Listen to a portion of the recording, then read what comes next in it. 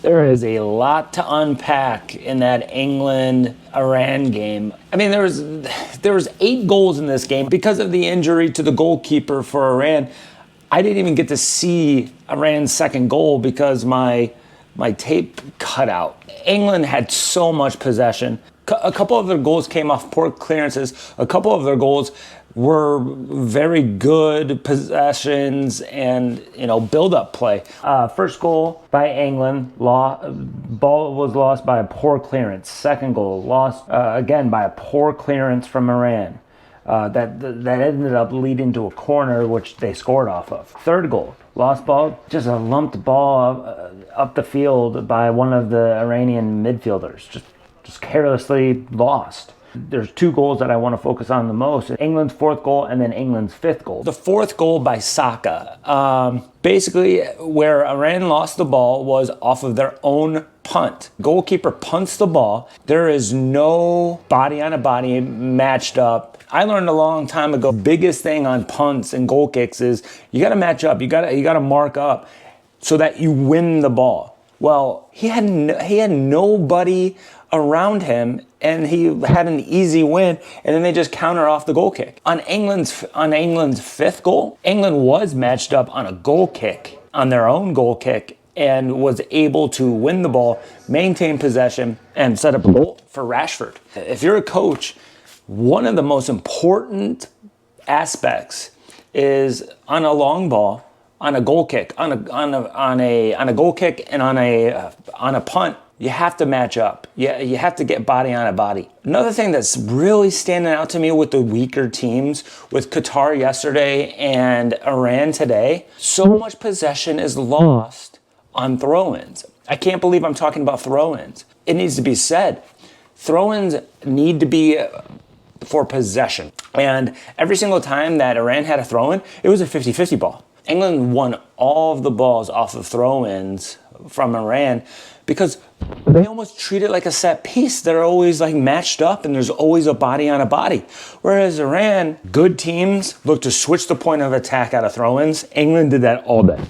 Now, Iran's first goal, it was a clearance off the ball, and it was the one time that Iran kept the ball on one of their throw-ins, and they made a good play and a little like slipped in ball that was pretty clever. England's last goal, it was called for offside. 34 passes. It was nuts. It's crazy. I wonder if they were like a American youth soccer coach and said, "Hey, you have to have 30 passes before you can score a goal." I'm kidding. It's the World Cup.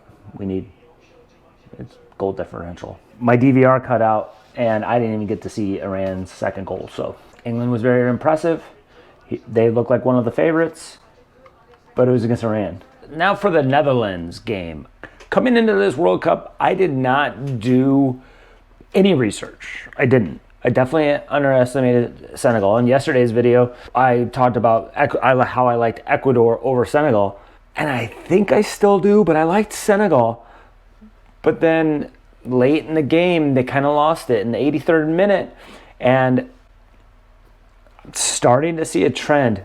3 games in, and I'm starting to see a trend already. This is why I wanted to track this. It's because I wanted to see what the tendencies were of how teams lost possession.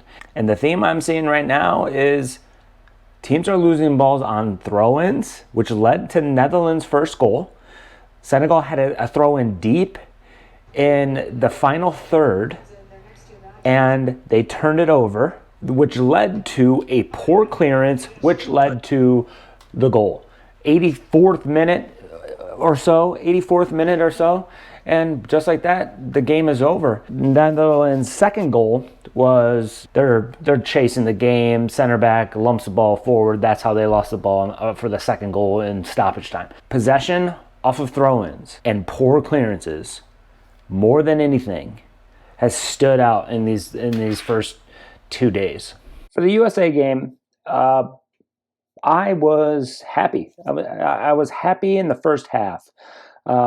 I went into this game not confident. I was not confident about the moment. I didn't know how our players were going to act in the moment. And in the first half, I thought, wow, okay, we're right there. I think we could do this. I think we can, make some noise. Now, noise in this World Cup for the USA isn't winning the whole thing. It isn't making a semifinal, but it's getting to the second round, depending on who we play on the other side. Is it Netherlands? Is it Ecuador? Is it Senegal? I like our chances to actually get past and maybe match what we did in 2002. Then, and something happened. Have you ever been a part of a game where you score early? You score in the first 3 minutes, and then everything changes. Everything changes. Your mentality, all of a sudden you're playing not to lose rather than to win. It's cliche, but it's real. That's a thing. That's real. And I feel like part of it was that's what happened with the US. In the second half, it was like watching a completely different team. I also don't like the fact that you sub 3 players or 3 or 4 players all at the same time. I don't like that at all. It's too much of a change. I would question how that went down.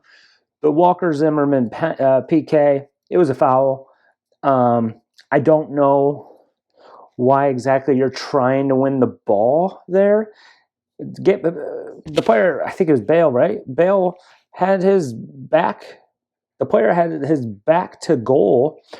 And we get so wrapped up in defending that we must win the ball. That's not what we're doing. That's not defending. Defending is defending the goal. We don't have to always win the ball. And that he tried to win the entry pass rather than, okay, I'm not going to get there. I'm inside the box. Just hold them, delay, deny the turn, and we're good. It was a great PK. Turner almost saved it.